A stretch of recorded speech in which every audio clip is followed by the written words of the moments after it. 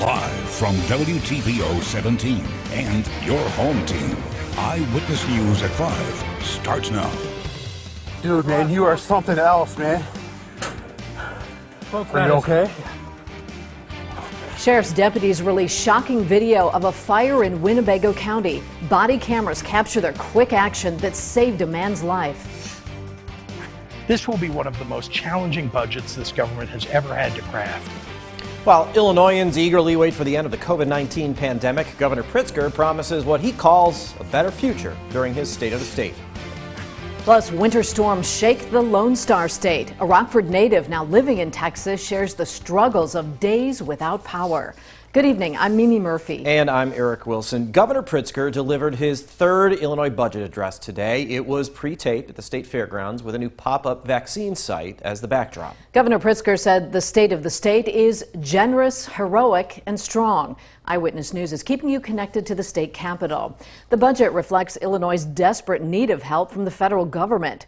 The state already borrowed billions of dollars from the government to pay for COVID-19 expenses. Now Illinois is vying for an estimated $7 billion from Congress in a new round of relief. The governor says Illinois deserves that funding after decades of sending tax dollars to the federal government without receiving much back. Federal spending is rigged against Illinois. So far, not a single Republican congressman from Illinois has supported you getting back what you paid for. If not in a national crisis, when will they stand up for us? Pritzker says federal funding should go to paying down debt and unpaid bills. State line lawmakers on either side of the aisle have divided reactions to the budget, but many agree the state has a long road of post-COVID economic repair ahead. State Representative Dave Vella released this statement on the difficult decisions required to get back on track. Meanwhile, State Representative Andrew Chesney says Republicans are eager to support reduced spending and other ideas, but Democrats will not, quote, find willing accomplices in glossing over concerns of working families and job creators who've been besieged by the governor's executive overreach. You can find the full statements on our website. Business is booming at the world's fastest growing cargo airport. Earlier this week, we told you the Chicago Rockford International Airport broke cargo records in 2020. Last October, the airport unveiled plans to build a 90,000 square foot facility to keep up with traffic. RFD also recently became Germany-based Senator International's Midwest hub. That relationship also fostered other partnerships with freight forwarders. The airport's executive director says it was a great year for job growth, and the momentum is still going. The jobs have doubled at the airport. I think the numbers are 4,000 to 8,000 in just the last 4 years. And so now we're talking about, at a minimum, 600 new jobs, probably going to 1,200 or so with this new investment. RFD is also working with lawmakers to bring new buildings, an airplane ramp, and a new road to the facility. An upcoming issue of Time will feature a familiar face. Congressman Adam Kinzinger is one of the magazine's most influential people in the world. The list features 100 names that shape the future of business, politics, and entertainment. Kinzinger will be featured in the March issue. The 16th District Republican made national headlines last month for his outspoken support of the impeachment of former President Donald Trump.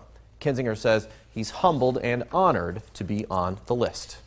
Across the country, a number of Americans are hesitant to roll up their sleeves and receive the coronavirus vaccine. That rings true for the African-American population. Michelle Ravi joins us. Michelle, communities of color have been especially hit hard by COVID.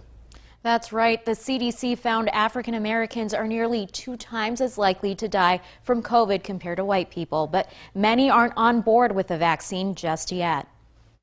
The reason that, African Americans particularly are not wanting to take advantage of getting the vaccine is because of a lack of trust, miseducation, rumors. Alicia Harris received her second COVID vaccine shot Wednesday. She says she signed up as soon as she was eligible. I had some hesitation because I struggle with severe allergies. Outside of that, it was just a no-brainer for me from the very beginning. Numbers from the Illinois Department of Public Health show just 6% of African Americans in Winnebago County have gotten the vaccine. Constance Stewart-Avant with the African American Resource Center at Booker Washington Center says many Black Americans historically have hesitations. We can take a look at other trials when they sterilized people of color, experimented on people of color. Those of us who are over 50, we remember that. Right now, Stewart-Avant says she doesn't want the vaccine, but says she would be open to it when more research is available. We may need to put out more information within our community about this vaccine and be honest, be truthful about the side effects that are showing up. And how do you counteract that? As for Delisha, she's feeling fine after her second dose and doesn't have any regrets. I have a large circle of friends and family in my network, and I wanted to encourage other people to feel confident in the science and confident in, taking the vaccine. Now, I reached out to the Winnebago County Health Department to find out if they have any plans to talk with people to calm their fears over the vaccine. I'll talk with Dr. Martell next week to find out. Mimi. All right, thanks, Michelle. A police body camera catches the moment a Winnebago County Sheriff's deputy rescues a man from a burning home. Wes, are you in here? Right here, coming out without one. Stay with me. Captain. The voice you heard is Senior Deputy Wes Gans. We told you about this fire yesterday. First responders were called to the Kelly Road home around 11 a.m. After hearing a voice, Deputy Gans went in. He found the 83-year-old man and carried him to safety. The victim was taken to the hospital for smoke inhalation. He and the deputies are now okay. Millions are still without power as a massive winter storm continues to hammer the central United States with heavy snow, freezing rain, and high winds. Parts of Texas picked up even more snow and ice overnight. That made it especially difficult for crews to get the lights back on. Ari Bruckman joins us with more on a state line native impacted by that storm. Ari. Eric, Mimi, Taylor Martin grew up in Rockford. She now lives in Round Rock, Texas, just outside Austin. Taylor says losing power is just one of the many issues her family is now facing. The first snowstorm hit the region last Thursday. Freezing temperatures turned snow into ice, making it tough to drive. Sunday's winter storm only made the icing worse. As the mercury dropped too, Texas state leaders announced the use of rolling blackouts to conserve energy. After turning power off to half of the city of Round Rock, power officials haven't been able to turn it back on. You're lucky enough that you have friends that have power that, like we do. We're at a house right now with 6 adults, 8 kids, and 4 dogs, just trying to survive. There's no food at the grocery stores. All the fast food places are pretty much closed. Yesterday, some were open, but they ran out of food. There's nothing. We have nothing. Taylor says she's been without power before, but as she shares at 6, this experience with her mother has been much different. Eric? Ari, thanks. State line residents give the gift of life to those suffering in Texas. Rock River Valley Blood Center shipped 50 units of blood to centers down south. More could be on the way tomorrow. The donation's in response to a national plea for blood in the Lone Star State. RVVC's CEO says state line patients' blood needs will still be met. When we were asked for the plea today, the 50 that we were able to put together was what we could actually spare.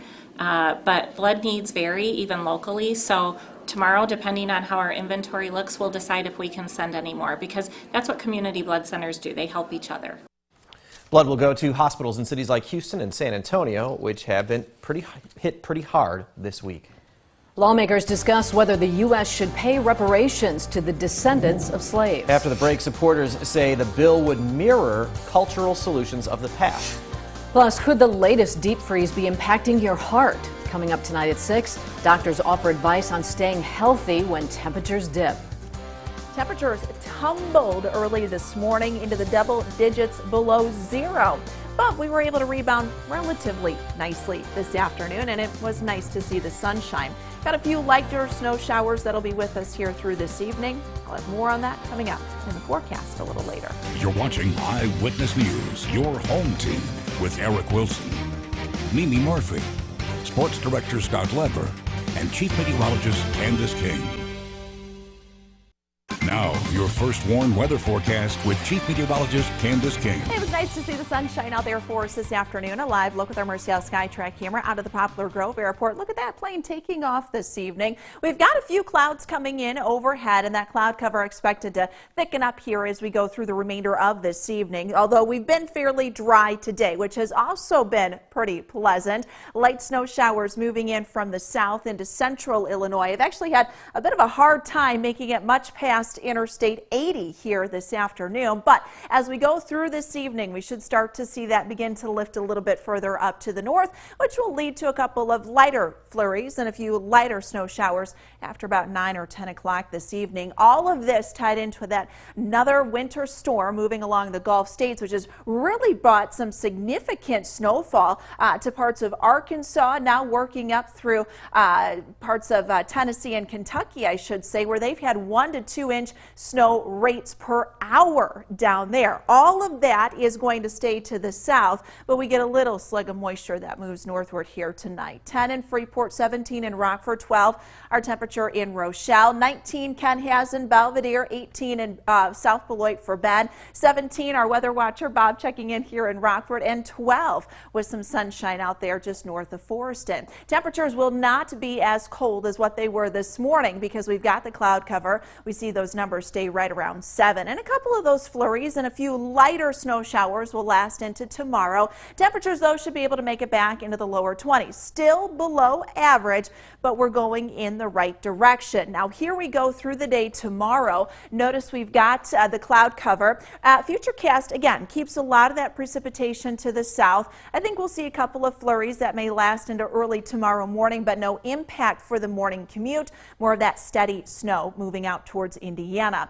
As we go through the day tomorrow, we've still got the cloud cover, couple of flurries, a light snow shower or two during the afternoon. That'll kind of wind down as we head into Thursday night. High pressure then builds back in once we get into Friday. Let's talk about the potential for some more snow for this weekend because it is there on Sunday. Another area of low pressure working in from the west. This one looks to take a bit more of a southern track, but our temperatures will be pushing close to that 30-degree mark. So with temperatures near 30 degrees, any snow that we get is going to be heavier and wetter than the previous snows that we've had because our temperatures will be warming up.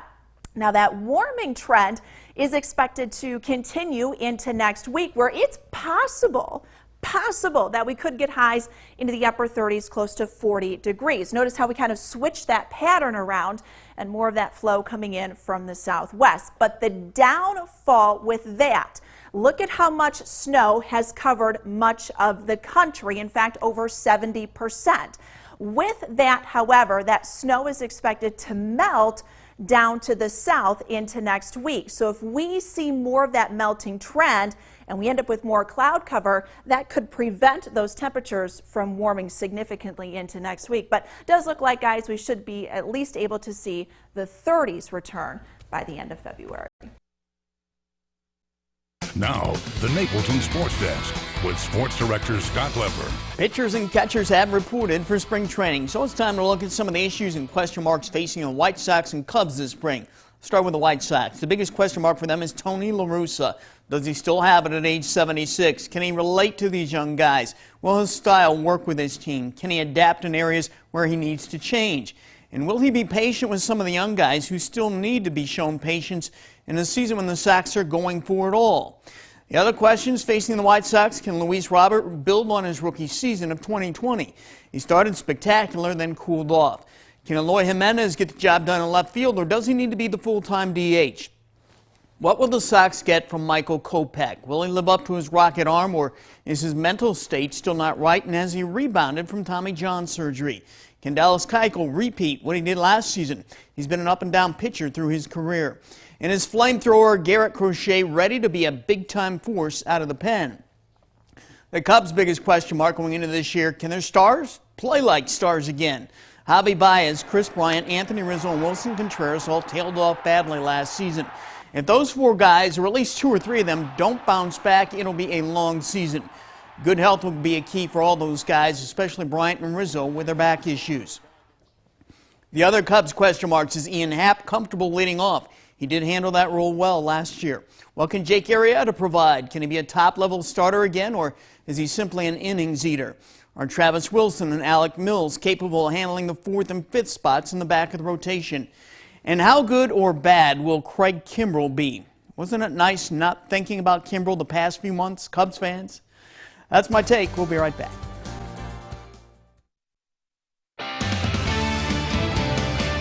Morning interactive radar brought to us by Rockford Auto Glass and More. We were able to see some sunshine again today, but after such a cold start this morning, our temperatures were stuck in the teens this afternoon. Wasn't much of a wind, so that was a bonus. Cloud cover thickens up for us tonight. A couple of flurries, a few light snow showers likely after about 9 or 10 o'clock this evening. Don't anticipate any issues there for the morning commute. We may see a few flurries linger into the day tomorrow. Highs right around 22. A little dip in the numbers on Friday, 17, and Friday night our temperatures will drop below 0 again. Warming up heading into the weekend, although look for the potential for more accumulating snow on Sunday before we see 30s next week. All right, thanks, Candice. Stay safe.